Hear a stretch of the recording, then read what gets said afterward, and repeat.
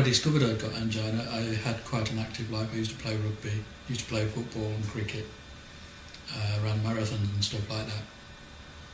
And then when I lost my job, then I came, your typical couch potato, hence the girth has increased a little bit.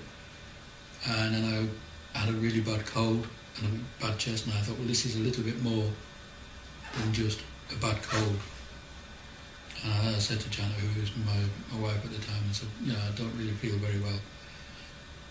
And I said, well, I'm just going to go to bed. And like most blokes, we hate going to the doctors. I don't know why it's that kind of sort of macho thing, that the breadwinner and all that kind of rubbish.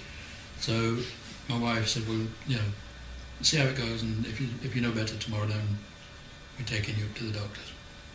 So the next day I went up, got an emergency appointment, and it was then that this is not just a cold, this is not just a pain in your chest because your heart isn't ticking quite the way it should do. What was the first thing that crossed your mind when you found out about it? How long have I got? It was one of the first things. And I suppose it's the same when you get told if you've got any major illness, one of the first things that kind of crops into your head is, am I going to see my children out, because are they going to be left without a dad?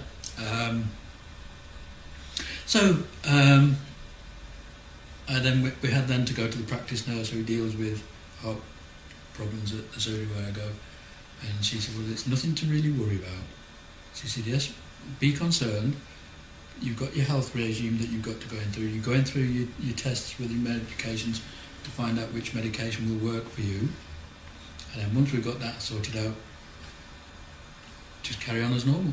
So 5 years on, I feel a bit healthier than I did this time 5 years ago, because obviously I don't eat the same kind of thing.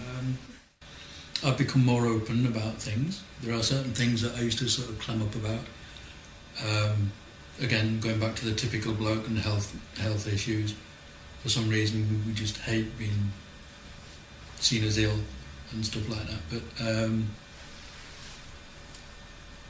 once I discovered I got angina and things got a little bit worse, then started to have depression, which didn't really help, because then I was taking one medication and missing out on another, or taking that medication and missing out on that. So for about 8 months or so, I was an absolute shit. Can we use word? Yeah. It was absolute crap, my life. I didn't go out. I sat festering in front of the television and watching Jeremy Kyle and all those other kind of shows. My games machine didn't stop. I was only sleeping 3 or 4 hours a day. And then I got involved with a charity called International Aid Trust. And with them, they taught me lots of things about being normal, getting back into life and stuff like that.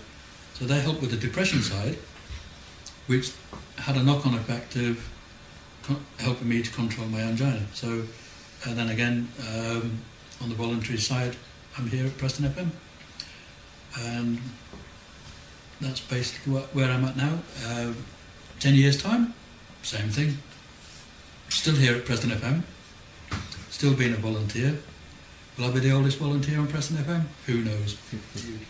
So if anybody talks to me and says, well, I've just discovered I've got angina, I just, well, nothing to panic about. I've got it, I've had it for 5.5 years. I still go down to the pub, still have a few beers. It doesn't conflict too much with my medication. Obviously I can't go out and get blathered every night of the week like I used to do. If I could turn the clock back 5.5 years, knowing what I know now, then I would have changed my lifestyle then, rather than have to have angina to change my lifestyle. So I think in one way, having angina has been that little kick that I need to alter things.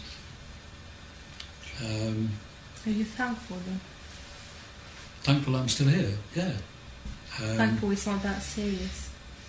Well, I think that's a given, that anybody who has any kind of illness, whether it's cancer, whether it's heart problems, if it's controllable by medication and you stick with your medication and stick with the health regime that you've been given, then yes, you have to say thank you.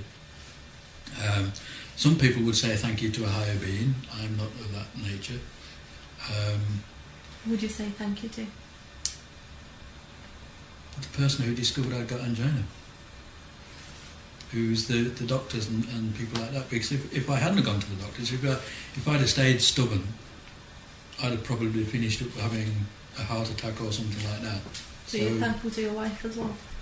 Yeah, got a lot to say thank you to for her, even though we're now divorced. But yeah, and also to my kids, because my kids, even though they took the mickey out of me when they first discovered I got angina, they still now say, well look, we're still there for you. So that's it.